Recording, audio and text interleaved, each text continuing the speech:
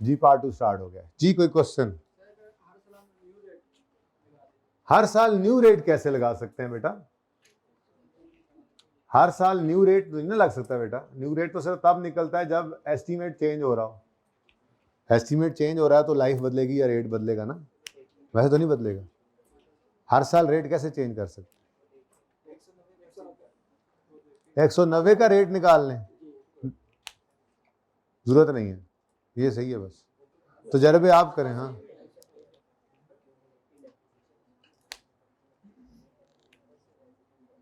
भाई ये कह रहे हैं आप ये कर सकते हैं कि इधर से माइनस करें 60 और वहां आ जाए 190। अब आपकी 190 क्या है, जैसे कॉस्ट है उसकी जगह पे आप वो रिवाइज्ड बुक वैल्यू को यूज कर लें, यानी कि नेट ऑफ एसेट जो 160 बना है 190 बना है, आप फॉर्मूला ये लगाएं। भाई ये कह रहे हैं 3 साल है, इसको दोबारा निकालें, 128 अपनी जगह रखें, लेकिन यहां पे क्या ले आए 190। तो इसका आंसर आएगा जी, तो अब 12.33% लगाएं 190 पे, तो क्या आता है चेक करें। 190 पे 12.33 लगाएं, जी चेंज हो गया भाई। 128 पे तो आप वापस पहुंच जाएंगे, किसने क्या था ऑप्शन, लेकिन ये डेप्शन चेंज हो रही है। अब ICAP ने अपनी किताब के अंदर ये वाला ट्रीटमेंट किया, तो मेरे ख्याल में इसके ऊपर इंटैक्ट रहते हैं। क्या ख्याल है? ठीक है, मैंने आपको पहले ही कहा है कि आप छोड़े नया रेट निकालने को भी, आप उसी के ऊपर ही 190 पे भी 20% लगाते जाएं तो भाई वो भी ठीक है, इजाजत देता है ना स्टैंडर्ड नेट करने की। तो बस कैलकुलेशन के एरर्स आ जाते हैं फिर। ठीक है, तो भाई ये बेहतर है कि आप ऐसे ही कर लें, सादा बात है। ये समझ आ गया ना आपको, ये समझ आ गया ना आपको, ये इजी था ना। अगर वो एसिड को नेट करने पर चलें तो आपने क्या करना है, नेट करने की एंट्री इधर नहीं करनी, वर्किंग दोबारा वैसे ही कर लेनी है। नेट करने की एंट्री यहाँ पे करके उसके बाद डेप्शन एक्सपेंस जब निकालना है तो आपने नॉर्मल बगैर ग्रांट वाली और ग्रांट इनकम को नेट करके रिड्यूस्ड वाली डेप्रिसिएशन निकाल के उससे एंट्री कर देनी। आसान काम है, बस ऐसे ही कर लें। अगर रेजल वैल्यू, फिर वही अगर, चुप, इसको इसकी समझ आ गई है। ये मुश्किल केस है असल में ना। रेजल वैल्यू अगर नील अज्यूम कर लें ना, अगर रेजल वैल्यू नील अज्यूम कर लें तो फिर बेटा इस 60 पे ही 20% और उसकी बुक वैल्यू 20%, उसके ऊपर 20% लगाते जाते। पर वो अज्यूम नील करेंगे तो रेट भी डिफरेंट होगा, फिर ये 20% नहीं होगा उस सवाल के अंदर। फिर रेट जो होगा वो उस तरह से निकला हुआ होगा, फिर रेजल वैल्यू उसकी एक अज्यूम की गई होगी, नील तो फॉर्मूला में आ नहीं सकती ना। ठीक है, ओके।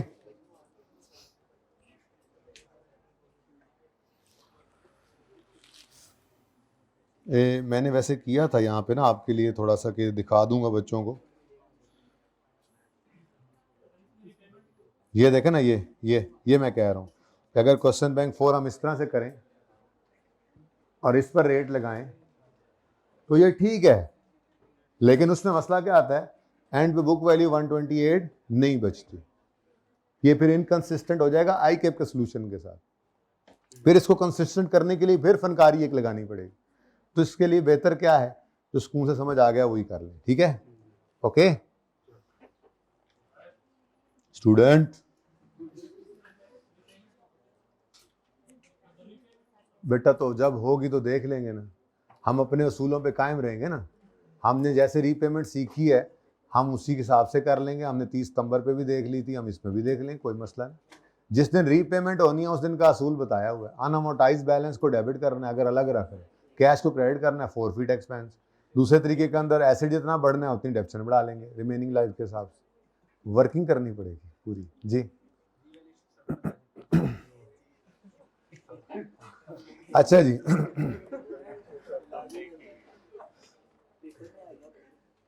हाँ आने दो पेपर में। बेटा देखो ना, आपने एसिड के साथ जो हशर करना है, ग्रांट के साथ वही नशर करना है। अब एसिड की वैल्यू अगर बढ़ेगी तो ग्रांट का असर उस पर वैल्यू पे नहीं पड़ना। आपको बस सिंपल सा काम ये करना पड़ता होता था कि आप उस दिन खड़े होकर रिमेनिंग लाइफ निकालते थे, जैसे अभी चेंज इन एस्टीमेट में किया है।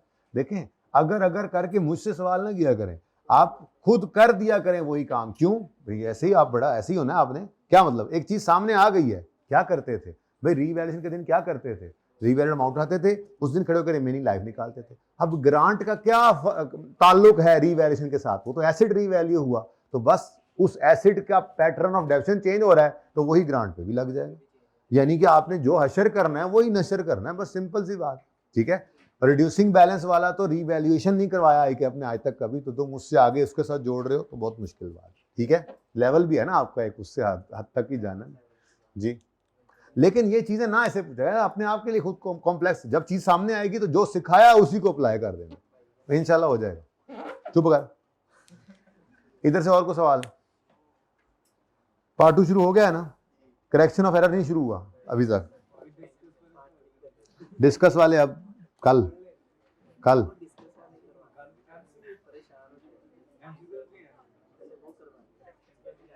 अच्छा आज क्या दिन है? बुध है, जुमेरात जुमा हफ्ता, ये 3 दिन इधर हो गए, फिर सोमवार मंगल बुध जुमेरात, ये 4 दिन तो होंगे ही होंगे होपफुली। हफ्ते को इधर तो जुमे को ही छुट्टी देंगे ना, तो 4 और 3 7। चलें फिर करेक्शन ऑफ एरर कल कर लेते हैं, एंड पे देखते हैं, कोई 5-7 मिनट बच गए तो मैं बात शुरू कर दूंगा उसकी, ठीक है, बरकत के लिए। वैसे मैं लोड करके लाया था यार सारे मेरे मिसाइल। अच्छा मैं सोचता हूँ शुरू हो जाते हैं, हर कोई अपना अपना हाँकने लग जाता है अपनी। आप लोग खुद ही एक पेज के ऊपर नहीं है तो मुझे क्यों मशवरा दे रहे हैं? सब लोग एक पेज पर हो जाएं, सब बच्चे कहें करेक्शन कराना है मैं करा देता हूँ, सब बच्चे आप देख लो खुद, तो अब मेरा दिल करेगा मैं कराऊंगा।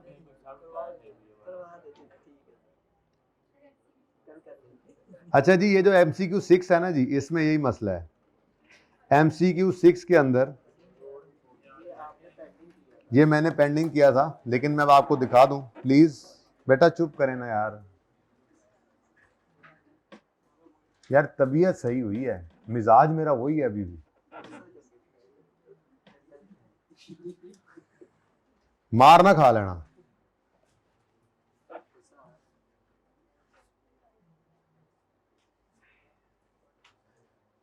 तो चल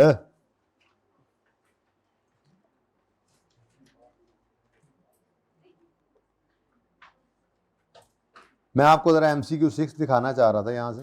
ये देखिए ICAP ने एक छोटा सा चेंज किया इसके अंदर, वो मैं दिखा दूं आप, उसके बाद फिर ICAP ने जान छुड़ा ली। कंपनी रिसीव्स आपके सामने सवाल है अपनी किताब में, मैं ही दिखाता हूं, मैं ही दिखाता हूं। Company receives grant of 5 lakh on यकम अप्रैल 17, किसे गया? ये रहा उल्ले,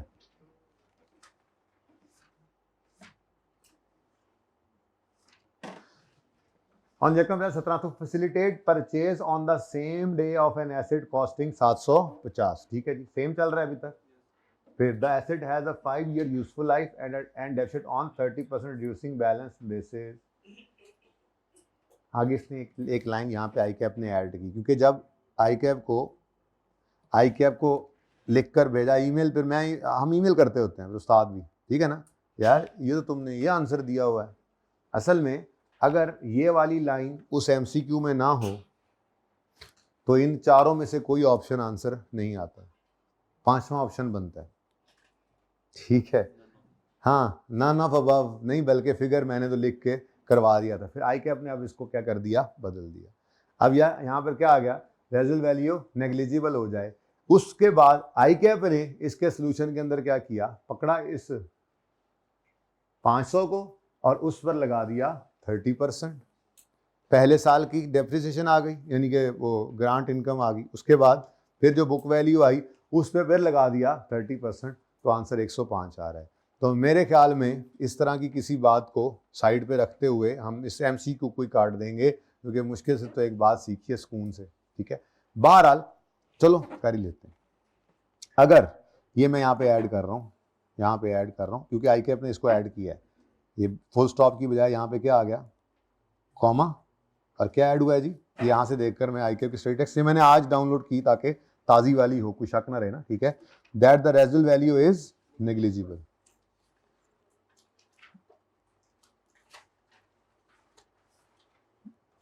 वो ICAP को जो गलतियां बताई जाती हैं वो फिर चेंज होती रहती है ना जी, नेग्लिजिबल। भाई आप एमसीक्यू के आंसर्स को चेंज कर दो, उन्होंने क्वेश्चन ही चेंज कर दिया। चलो खैर,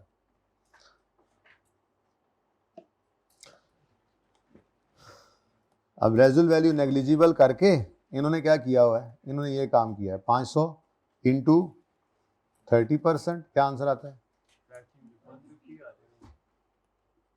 150, फिर बुक वैल्यू 350 पे फिर 30% 105, फिर कितना बचा 245। अब अगर देखा जाए आप इसको 5 साल के एंड पर लेकर भी जाएंगे ना तो गड़बड़ी होनी है। खैर चलें, यही तो मसला है इसमें। Into 30%, answer is 74। Book value जी 171 पे 30% लगाएं 50, बुक वैल्यू उसके बाद कितने साल होंगे, 5 साल थे ना, 1 2 3 4, 5वां आखिरी आ गया, कितना, लो जी बताओ 80। अब मुझे बताओ, क्या अगर मैं डेफर्ड ग्रांट को ऐसे लेकर चलूं, ये जनाब जो आई थी ग्रांट, ठीक है, कैश जो आया था किस दिन जी, 1 जनवरी नहीं 1 अप्रैल 2017 पे, तो फिर ये जनाब आपका 31 मार्च 2018 आया, फिर ये 31 मार्च 2019, 31 मार्च 2020, 31 मार्च 2021, 31 मार्च 2022, तो बुक वैल्यू बची हुई है। क्या ये सही है? अब आई कैब मैंने ये काम किया हुआ है, ठीक है, और रिक्वायरमेंट थी What amount of income will be recorded in respect of grant in the year 31 मार्च 19, तो 31 मार्च 19 की ग्रांट इन्होंने इस तरह से निकाली हुई 105, जो कि सही नहीं है। क्या ये सही है? क्या ये सही है बोलो? जब 5 साल एंड करते हो तो क्या सारी ग्रांट इनकम में जा रही है? तो फिर मेरे हिसाब से ये एमसीक्यू ही गलत है। तो मैं अब इसको क्या कर रहा हूँ, काट रहा हूँ, ठीक है। तो ये एमसीक्यू हम नहीं किया करेंगे, और अगर करना है सही तरीके से करना है तो फिर यहाँ पे मैं एक ऑप्शन ऐड कर देता हूँ जो मेरा आंसर आना है, ABCDE, F भी कर लेंगे कोई एक आधा और, ठीक है, तो वो फिर कर लेते हैं अगर करना है तो इस तरह से, ठीक है। इसलिए आई वुड सजेस्ट कि हम इसको क्या कर दें, साइड पे कर दें, ठीक है। ये मैंने आपको बताया कि क्यों मुझे इससे लॉजिकली मुझे इससे इख्तलाफ है, ठीक है जी। ओके डन जी, करें ना, करेंगे तो फिर यही आंसर डिफरेंट आएगा। प्रोपोर्शनेटली करेंगे तो कैसे करेंगे, हम कहेंगे कि जी हमारा 750 है, ठीक है, फिर 750 की डेप्रिसिएशन निकालेंगे। अगर वही करना है ना तो आप यूं करोगे, एसिड को लेकर आओगे, एसिड लेकर आओ, एसिड कितना है जी 750, और बोलो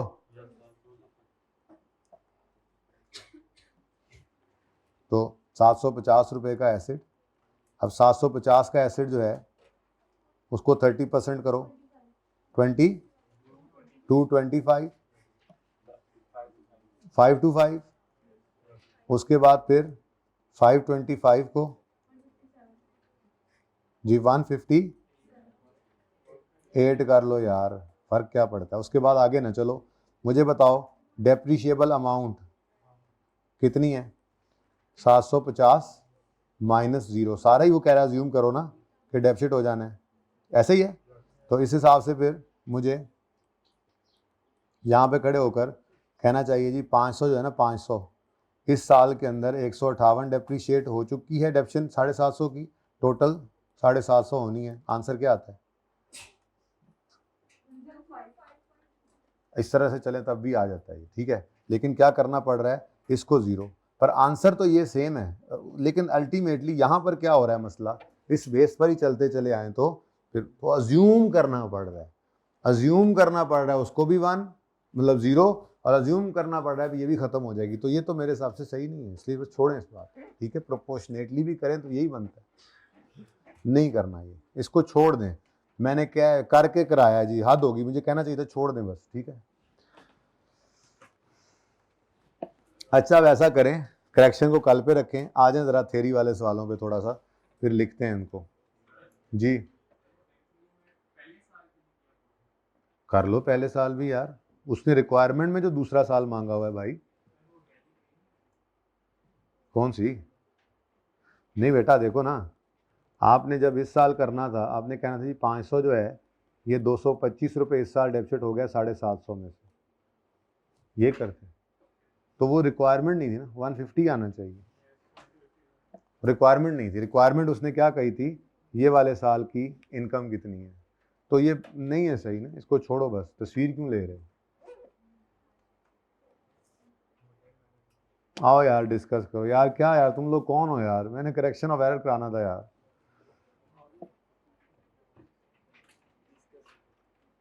तशरीफ लाएं जी, फिर आए क्वेश्चन नंबर 5 पे। ही पहले आ गया सामने, शार्क लिमिटेड ओके है। अब रह गया ये पांचवा, चौथा, तीसरा ओके है, दूसरा ओके है, पहला रह गया। चलो पांचवें पे आ जाओ फिर, डिस्कस। वैसे आप लोग ना, मैंने अंदाजा लगाया बंदे नहीं ठीक।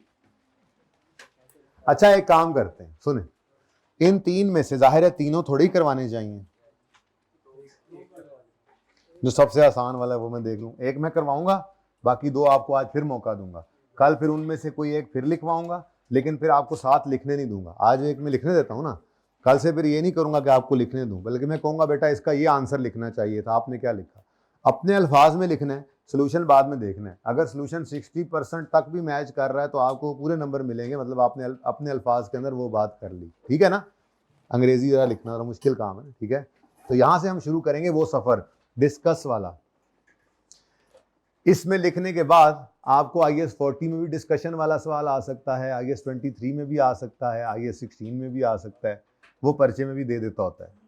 तो ये लिखना सीखना है, उसके बाद फिर इंशाल्लाह आ जाएगा किसी टर्म टेस्ट में, मॉक में, कहीं ना कहीं, ताकि आपकी प्रैक्टिस भी थोड़ी सी हो जाए पेपर में जाने से पहले। पहले पेपर्स में, पास पेपर में भी एक दो सवाल हैं तो सही, वो तो मैंने करवानी है, जैसे IAS 20 में करा रहा हूँ, ऐसे ही IAS 16 के अंदर गालिबन 1 से 2 सवाल ऐसे हैं जो ये मिल जाएंगे, जिनको डिस्कस कहकर हम कर सकते हैं। खैर चलें, मैं ज़रा देख लूँ जिस पर टाइम ज़रा कम लगे। अच्छा जी, ये बहुत ही कम है, 1 पे आ जाएं, ज़रा देखते हैं 1 में क्या है। हाँ ये मुनासिब है जी, 1 करा रहा हूँ मैं। अच्छा जी, इसमें एसिड वाला भी है, ग्रांट, और जिसमें ज़्यादा चीज़ें हों। दूसरा ये तो बहुत आसान है, तो एसिड वाला है, और फिर सब्सिडाइज लोन है। पांचवें में, पांचवा निकल ही गया, पांचवें में पास्ट कॉस्ट है। हाँ, पहला और पांचवा एक जैसे ही लग रहे हैं, ठीक है, पांचवें पे आ जाए। पहला और पांचवा एक जैसे हैं तकरीबन। 8 नंबर का सवाल है, कर एंट्रियां कर इची बीची 0.01 सर डिफरेंस आ रहा है, कर के पर्चे में गए तो ये तुम्हारे जैसों का इलाज होता है, ठीक है। डिस्कस आ गया। Discuss how following should be dealt with in financial statements of relevant entities according to IAS 20, ठीक है। अलग अलग कंपनीज है शायद, ठीक है। अब सबसे पहले मैं बी करवाऊंगा, लिखें जी बी के अंदर, पहले पढ़ते हैं, उसके बाद डिस्कस करते हैं क्या क्या बातें लिखनी है, फिर उनको लिखने की कोशिश करते हैं, ठीक है जी। हाँ तो फिर आएगा, अब भाई ने प्रेडिक्शन कर दी है कि इस बार फिर डिस्कस वाला आना है। अच्छा नहीं सिलेक्टिव नहीं, जो छोड़ के जाओगे इंशाल्लाह जरूर आएगा, चेक कर लेना। क्यों छोड़ के जाओ, फिर जब कुछ छुड़वाया ना जाए तो तुमने भी छोड़ के नहीं जाना। अच्छा प्लीज यार, तुम लोगों ने आज मेरे करेक्शन फायर को कुर्बान किया, मैं कम से कम उस चैप्टर का नाम तो लिख के ही जाऊंगा आज, जो मर्जी हो जाए। Manufacturing entity established a plant in the area with high illiteracy rate, ठीक है जी। तो अब हुकूमत भी चाहेगी कि ये यहाँ पर जाएं, and received a government grant of 40 million. The grant received was equivalent to 2 years salaries. नहीं यार, ये तो सिर्फ सैलरीज वाला आ गया। चलो खैर, एसिड वाला तो है ही नहीं। मैं सबसे पहले आपको एसिड वाला लिखवाना चाह रहा हूँ, ठीक है? ये भी ठीक है, बल्कि 2 सवाल कर लेंगे, अभी तो 20 मिनट पड़े हैं, 2 सवाल कर लेंगे, ठीक है? तो वो उसी के अंदर ही जा रहा हूँ। 4 में से मैंने आपको ये वाला पॉइंट लिखवाना है, ठीक है? फिर ए के बाद बी आप पे छोड़ूंगा, क्योंकि ये बहुत आसान है। इसके अंदर बेसिकली वही 1.5-2 लाइनें हैं जो मैंने आपको कहा था याद करनी है, वही एज इट इज़ लिखनी थी, कुछ नहीं लिखना, और इसमें कोई साइंस नहीं है, ठीक है ना? तो मैं सबसे पहले ये एसिड वाला आपको लिखवाना चाह रहा हूँ, फिर उसके बाद मैं आपको ये एक्सपेंस वाला लिखवाऊंगा इंशाल्लाह, ठीक है? उसके बाद फिर जो इनमें से कहेंगे वो लिखवा दूंगा, ठीक है? वो बाद की बात है, वो तो फिर छोटे छोटे हैं तो सिर्फ ज़बानी बता दूंगा। तो सबसे पहले 4 का ए लिखवाऊंगा, लेकिन पहले ज़रा पढ़ें। मैं बेसिकली ना आपके सामने नक्शा बनाना चाह रहा हूँ कि पढ़ा हुआ आपने है 1 2 3 4 ये पॉइंट्स बेटा आपने लिखने हैं। उसके बाद मैं पहले तेजी से बोलूंगा कि ऐसे लिखना है, फिर जाहिर सी बात है आप लोगों को तो डेथ पढ़नी है इस बात से, फिर आहिस्ता आहिस्ता लिखवाऊंगा। लेकिन आज सिर्फ लिखवाऊंगा, कल फिर लिखवाने नहीं दूंगा साथ साथ, ठीक है? मतलब लिखने नहीं दूंगा, लिखवाने नहीं दूंगा। Zero Limited received a grant to set up a plant. असल में यहां पे भी इन्होंने प्लांट एस्टेब्लिश कर लिया था, लेकिन उन्होंने कहा है कि 40 मिलियन पकड़ो और इस इलाके के अंदर कम से कम 50 लोगों को तुमने एम्प्लॉयमेंट पे रखना है। तो ये तो एक्सपेंस रिलेटेड ग्रांट हो गई ना। तो ये मैंने दूसरे नंबर पे पढ़ाई थी, मैं जो पहले नंबर पे चीज पढ़ाई थी पहले मैंने उसकी अंग्रेजी लिखवानी है, इसलिए मैं वापस आया 4A पर।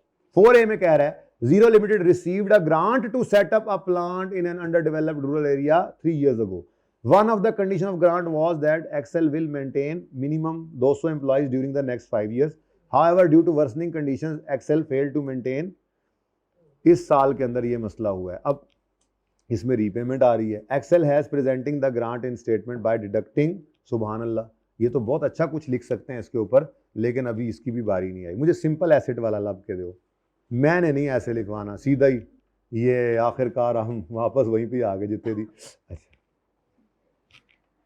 ये सब मैंने लिखवाने हैं, लेकिन आपको पता ही है तरतीब, जरा तरतीब से बी में आ जाए। अल्लाह करे आप इसमें सिर्फ प्लांट हो, पहला लेक्चर में पहले लिखवाना ही लिखवाना है, जो मर्जी हो। अब मैन्युफैक्चरिंग एंटिटी सेटअप, अब देखो ये बात तीनों को पढ़ के समझ लग गई कि लिख तीनों पे सकते हैं आप कुछ ना कुछ, क्योंकि अकाउंटिंग ट्रीटमेंट आपने तीनों का देखा हुआ है। आपने एक्सपेंस रिलेटेड ग्रांट कई सालों के लिए अगर आई है तो उसके बारे में क्या देखा हुआ है। मैं लिखवा नहीं रहा, लिखवाऊंगा, लेकिन फिलहाल सादा बात जो सबसे पहला मैंने पढ़वाया 5वें में, उसमें आप क्या कहोगे कि जी अब अगले साल के लिए ये एक्सपेंस रेट ग्रांट है, लेकिन ये ग्रांट है अगले सालों के खर्चे के लिए। तो आज जब रिसीव हो तो इसको अंग्रेजी में लिखना है बस, इस सारी बात को, इसको क्या करें, डेफर्ड ग्रांट बनाएं और इसको अगले 2 साल में इनकम बनाएं मैच करते हुए अपने उस रिलेटेड एक्सपेंस के साथ, ठीक है? लेकिन साथ एक लाइन वो शुरू में लिखेंगे कि रीजनेबल एश्योरेंस है कि ये कंडीशन मीट होनी है तो इसलिए ग्रांट रिकॉर्ड करें। अब वो 5वें सवाल के अंदर ये लिखेंगे, ठीक है? अब 2-3 नंबर के लिए लिखना है तो कुछ 4-5 लाइनें लिखनी पड़ेंगी। अच्छा, फिर उसके बाद जो पिछला सवाल पढ़ाया उसमें क्या था, ग्रांट रिलेटेड टू एसेट थी, ठीक है? लेकिन 2 साल गुजरने के बाद 2-3 साल पहले आई थी, आज क्या हो रहा है, रीपेमेंट। रीपेमेंट पढ़ तो ली। तो आपने जो ये रीपेमेंट मैंने आज जो एंट्रीज कराई थी आते साथ ही, ठीक है, उसके अंदर क्या था, ये जो आप लोगों ने मुझसे एंट्रीज करवाई थी, जरा करवाए ना सर, वो जिस दिन रीपेमेंट हो रही है उस दिन की एंट्री मसला आ रहा है, तो वही अंग्रेजी में लिखना है। आप रीपेमेंट के दिन कहोगे जी हमने पैसे वापस करने हैं, अगर तो डेफर्ड ग्रांट बनाकर रखते हैं तो अनअमोर्टाइज्ड बैलेंस को डेबिट करेंगे और फॉरवर्ड एक्सपेंस बनाएंगे, और अगर वो एसेट की कैरिंग अमाउंट में से नेट हुआ होता तो हम कहेंगे जी एसेट को वापस बढ़ाएंगे और क्यूमुलेटेड ऑप्शन चार्ज करेंगे। लेकिन साथ ही इंपेयरमेंट वाली लाइन भी लिखेंगे क्योंकि शक पड़ जाता है, वो भी सवालों से सीखा था, लेकिन उसकी बारी भी अभी नहीं है। सबसे पहले सबसे सादा, सबसे आगे सबसे ऊपर। अच्छा, तो मैन्युफैक्चरिंग एंटिटी सेटअप सब प्लांट, अल्लाह करे हुणे सेटअप करन, बस होर कुछ ना करन, in an area of high unemployment. देखो तीनों सवालों की अंग्रेजी सेम ही शुरू हुई थी, ठीक है? अ government grant of 4 million is received with a condition, is received with a condition that grant is repayable in full if number of its employees fell below 100 at any time in the next 4 years. अब आज खड़े होकर grant पकड़ाते हो क्या कह रहे हैं, अगले 4 साल 100 से कम बंदे हुए ना इस इलाके के अंडर डेवलप्ड एरिया जहां पे तुम जा रहे हो, तो हमने सारे पैसे वापस ले लेने। अब वो अगले सवाल में पैसे वापस हो रहे हैं, अभी इसमें वापस नहीं हो रहे, अभी स्टार्ट में खड़े हैं, तो इसलिए स्टार्ट से ही शुरू किया। It is highly probable that entity will comply with condition attach to the. अब ये वो सिंपल केस है जो सबसे पहले हमने किया था, तो मैं अब ये आपको करवाना चाह रहा हूँ, ठीक है। अच्छा, अब पहली बात आप क्या कहेंगे जी कि दिस इज, पहले उर्दू में सुनो कि ये एक एसिड से रिलेट करने वाली, ये पहला असल में सवाल जिंदगी में लिख रहे हैं ना, तो बेशक एक ही लिख लें तो खैर है, लेकिन तरीका वारदात तो समझ आ जाए ना, ठीक है। ये इंपॉर्टेंट है क्योंकि आई कैप FAR 2 में तो बहुत ज्यादा करने लग गया ये काम डिस्कस वाला, अब इधर भी रवाज आ गया FAR 1 में भी उसका, तो सारा कॉन्सेप्ट आता है, सब कुछ आता है, सिर्फ क्या डर है, जब तक खुद हाथ से लिखेंगे नहीं बेटा, ये डर, मैं कितने सवाल पढ़े, 5 6 7 2 4 टेस्टों में देकर मैं हर सवाल डिक्टेट करा दूं, आपको कोई फायदा नहीं होना। आपको फायदा किससे होना है, आपको सारा कॉन्सेप्ट है खुद हाथ से लिखने, और बिल्कुल मैच नहीं करना अपने किताब के सोल्यूशन के साथ, होता भी नहीं है। आई कैप अपना ही सोल्यूशन दूसरी बार देकर भेजे, उस जैसी चीज का तो डिफरेंट होगा, अंग्रेजी लिखने का तरीका हर बंदे का डिफरेंट हो सकता है। हमें देखना है कि जो बात आपने लिखी हुई है वही बात वहां पे लिखी हुई है, पूरे नंबर मिलेंगे इंशाल्लाह, ठीक है, समझ आ रही है।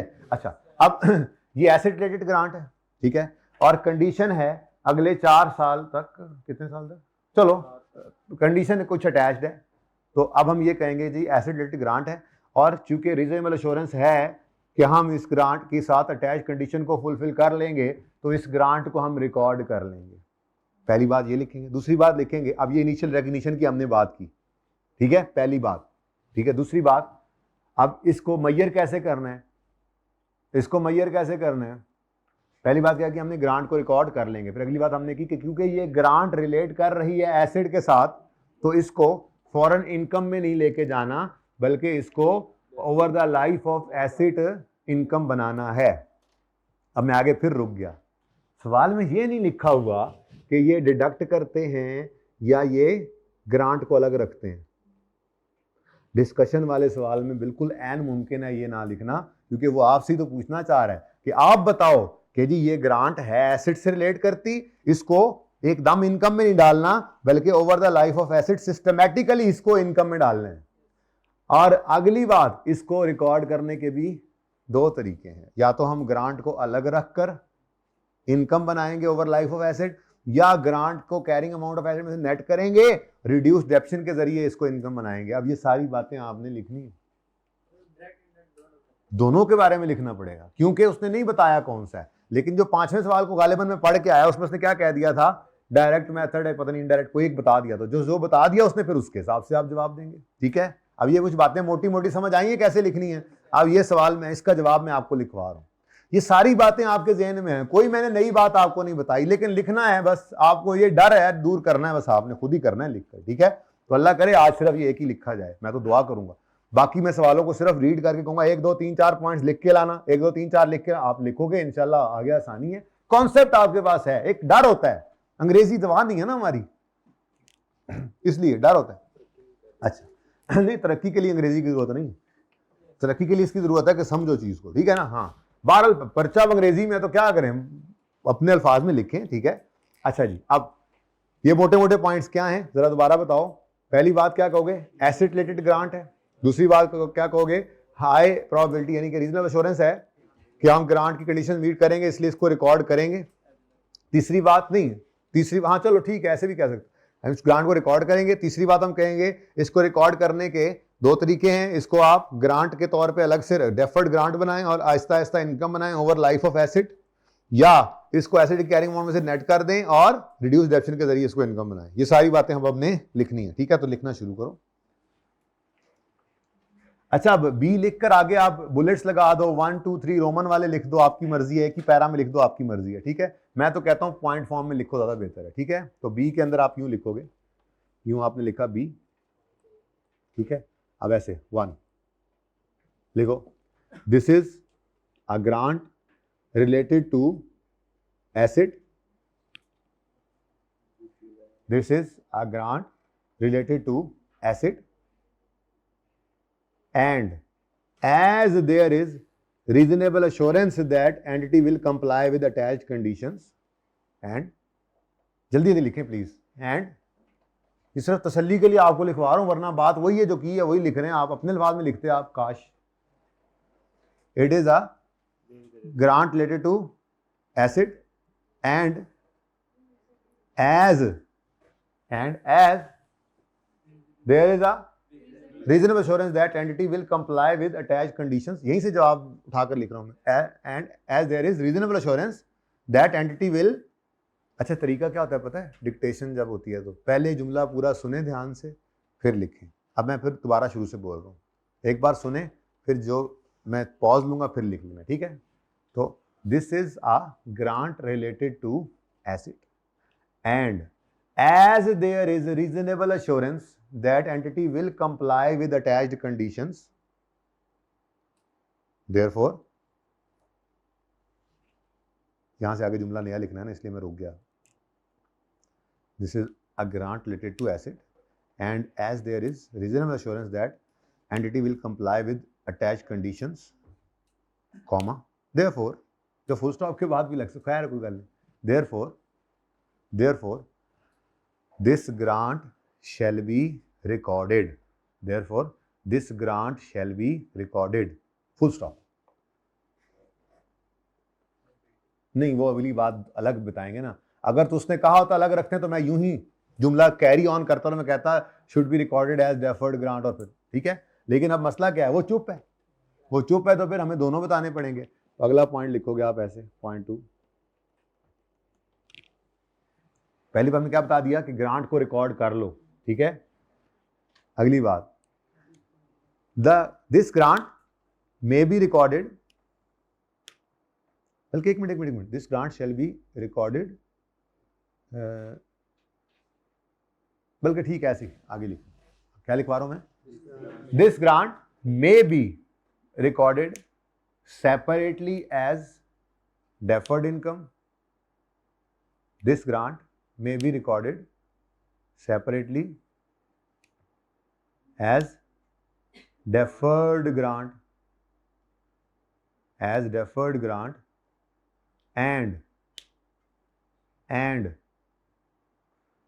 a part of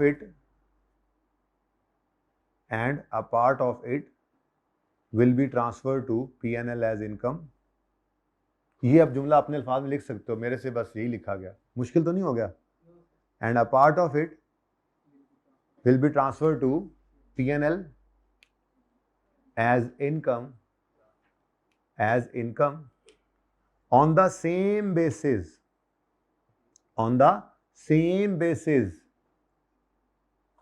as the related asset is depreciated।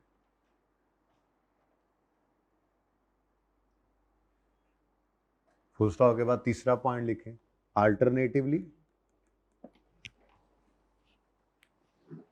ये जुमला दूसरा क्या लिखवाया मैंने, this grant may be recorded separately as deferred grant and a part of it will be transfer to P&L as income on the same basis as the related asset is depreciated. ये सारी बातें आपको मैंने जुबानी बताई हैं, सिर्फ बेटा आपने थोड़ा सा एतमाद लाना है अपने ऊपर और ये लिख लेनी है अंग्रेजी। ऐसे ही मैंने आपको लिखवाई है जो मैंने बोला था, पता नहीं आईके के सोल्यूशन में क्या लिखा होगा मुझे नहीं पता, पर जो लिखा होगा वो इसी के अंदर ही होगा, हमने भी वही बातें लिखी हुई होंगी, ठीक है। एक कोई इक्का दुक्का गल रह गई तो कोई इक्का दुक्का वध भी हो जाएगी, ठीक है। नंबर पूरे मिलेंगे इसके ऊपर, उसको पता ना नजर आ रहा होगा कि ये पढ़ के आया बच्चा, उसको पता है कॉन्सेप्ट तो यही है।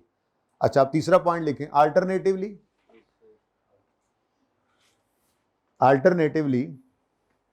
This grant may be deducted, alternatively this grant may be deducted from carrying amount of asset, alternatively this grant may be deducted, हमारे साथ वाला लिख रहा है बस, ये तुम भी लिख रहे हो एंड पे हजरत लिख रहे हो।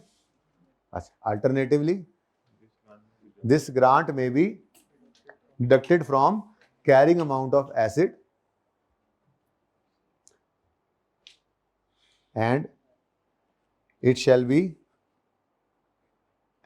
be recorded as income by way of reduced depreciation over the life of asset, and it will be recorded as income income by way of reduce, पूरा जुमला यही है, इनकम नहीं बनती, इनकम बना कैसे रहे होते हैं, by way of reduce depreciation over the life of related asset, ठीक है, over the life of asset, full stop. काफी है मेरे ख्याल में 3 नंबर के लिए, और भी कुछ है। अब आई कैप क्या लिखता है, ऐसी नजर मार लें जरा, पहला जुमला पहला सोल्यूशन लिखा है ना, जरा नजर मार लें। Since there is insurance that condition attaching to grant will be met, the grant is recorded in statement of profit over 4 years period in which entity incurs cost of employing 100, amount taken may be either presented other income or deduction of related expense। ये कौन सा सवाल है, यही है।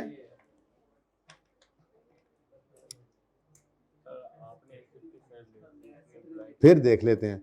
A manufacturing entity sets up a plant in area of high unemployment, a government grant of form is received with a condition that, अच्छा acid वाला है ही कोई नहीं। A government grant of 4 million is received with a condition that grant is repayable in full if the number of its employees fell below, और यार ये तो उसने एसिड खरीदने के लिए दिया ही नहीं था, चलो खैर कोई बात नहीं, अच्छा हो गया। आप इसको जरा चेंज करें, ये अब हमारा जो था ना, ये इसके अंदर ना आप यूं लिखें डी, क्योंकि मेरा एसेट के रिलेटेड कोई मिल ही नहीं रहा मुझे, चलो अच्छा होगा ये मिल गया। डी सेम एज बी, फिर जल्दी से बी भी लिख लेते हैं, ठीक है, same as be assuming the grant was received in respect of purchase of plant, ठीक है जी, ठीक है, was received in respect of purchase of plant, यानी कि उसने प्लांट खरीदने के लिए 4 मिलियन दिया था, तो ये वाला जुमला हो गया, ठीक है। तो इसको डी कर लिया आपने, ये डी हो गया। अब बी के बारे में लिख लेते हैं, चलो अब बी के बारे में भी लिखें। माजरत जी, मैं ऐसी बस जज्बात में मैं ढूंढ रहा था ना जो चीज़, वो मुझे मिल नहीं रही थी। चलें, एक पार्ट हमने ऐड कर लिया पास टेबल। अच्छा जी, बी का आंसर लिखें, हम अपने अल्फाज में लिखेंगे, लिखें it is a grant related to expense. नहीं ना, इधर देखो ना भाई, मैन्युफैक्चरिंग एंटिटी, यही तो मैं कह रहा हूं। अगर ये देखो ना इधर, a government grant of rupees 4 million is received, क्या हुआ, तो क्या करूं,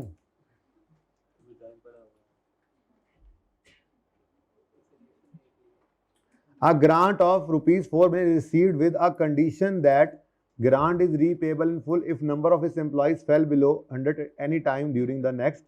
अच्छा, अब वैसे आपस की बात है, सवाल खामोश है, तो आप दोनों तरफ जा सकते हैं, ठीक है, लेकिन ठीक है, हम एक्सपेंस रिलेटेड ग्रांट के तौर पे भी इसका आंसर ले लेते हैं, ठीक है ना, क्योंकि उसने क्या बोला है, 4 मिलियन की ग्रांट रिसीव हो गई है, कंडीशन ये है कि, लेकिन उसने क्लियरली ये नहीं ना बताया कि प्लांट खरीदने के लिए चूंकि उसने पैसे नहीं दिए इसलिए वो एक्सपेंस वाला आंसर ही कर रहा है। तो अगर ये लिखा होता यूं, ये जुमला यूं होता, manufacturing entity sets up a plant in area of a government grant of 4 million is received in respect of purchase of plant या to assist company in purchasing of plant, and condition बेशक वही होती जो आगे लिखी हुई है, तो वो क्लियर हो जाता कि ये एसेट रिलेटेड ग्रांट है, लेकिन एसेट रिलेटेड ग्रांट नहीं थी, क्लियरली लिखा नहीं होता। अब इसका जवाब जल्दी से लिखो, क्योंकि रह गए हैं सारे कोरे अब 3 को मिनट, लेकिन अब जल्दी जल्दी लिखना है। अच्छा, बस बात आसान ही है, अगर एक्सपेंस रिलेटेड ग्रांट है तो उसके अंदर वही वाला जुमला लिखना है। पहले क्या बोलेंगे आप, ये एक्सपेंस से ग्रांट रिलेट करती है, रीजनेबल एश्योरेंस है कि ये कंडीशंस मीट कर लेगी एंटिटी, तो इसको रिकॉर्ड कर लें एज अ डेफर्ड ग्रांट। यहां पर तो एक ही ऑप्शन है।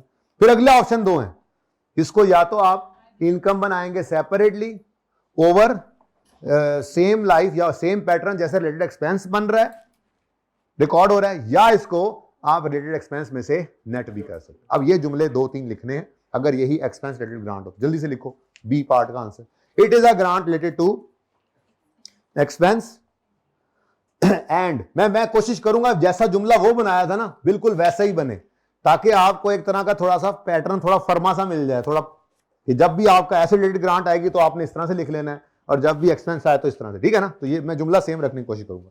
ये तो ब्लेसिंग इन डिस्गाइज ही होगी, वैसे दो में इकट्ठे को सवाल थे आगे। लिखो it is a grant related to expense and as there is, जल्दी जल्दी लिखो, and as there is reasonable assurance that entity will comply with attached conditions. अब देख रहे हो बिल्कुल सेम जुमला चल रहा है। तो ये पहला पॉइंट चल रहा है, पहला पॉइंट 1 बुलेट 1 करके, ठीक है। It is a grant related to expense and as there is reasonable assurance that entity will comply with attached conditions,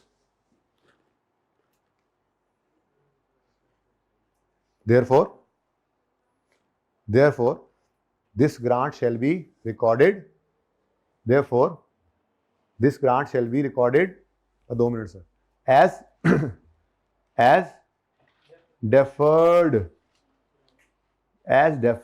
grant, full stop। अब दूसरा पॉइंट लिखो। अब इसमें 2 ही पॉइंट बनेंगे, ठीक है। इसी में दूसरे पॉइंट के अंदर दोनों बातें कर दो। क्या?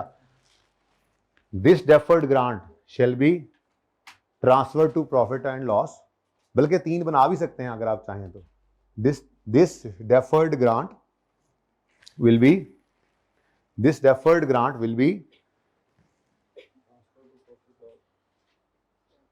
Transfer to profit and loss separately as income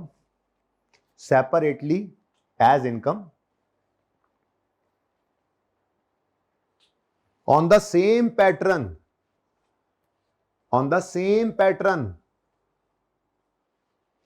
this deferred grant will be transferred to P&L separately as income on the same pattern as related expense is recorded।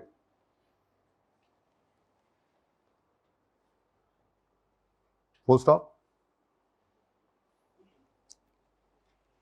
तो तीसरा पॉइंट लिखो, अलग ही लिख लो, अल्टरनेटिवली। सही है ना? जरा मिलता जुलता बन गया दोनों का, ठीक है। Alternatively this deferred grant may be transfer to P&L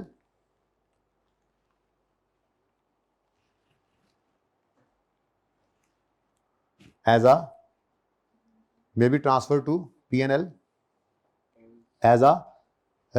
reduction of related expense, full stop। सही है? तो ये बी और डी करके हमने एसेट और एक्सपेंस रिलेटेड ग्रांट का आंसर दे दिया। यही ऑप्शंस हो सकते हैं, ठीक है। ये ब्रॉड जरा थोड़ा सा बन गया। अच्छा, अब अगली बात, इसके अंदर ना अब जो बाकी रह गए हैं उनको आपने अब ट्राई करना है, खुद से लिखने की कोशिश करनी है, ठीक है।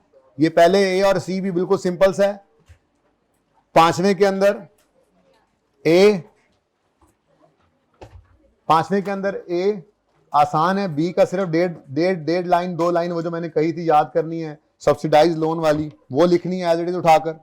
5वें के अंदर भी होपफुली आप कर लेंगे। बहरहाल ये सारे सवाल मैं लिखवा दूंगा आपको, लेकिन ऐसे नहीं लिखवाऊंगा, मैं बस बोलूंगा कि ये आंसर होना चाहिए था, आप लिख लेंगे, ठीक है। कर लेंगे इंशाल्लाह।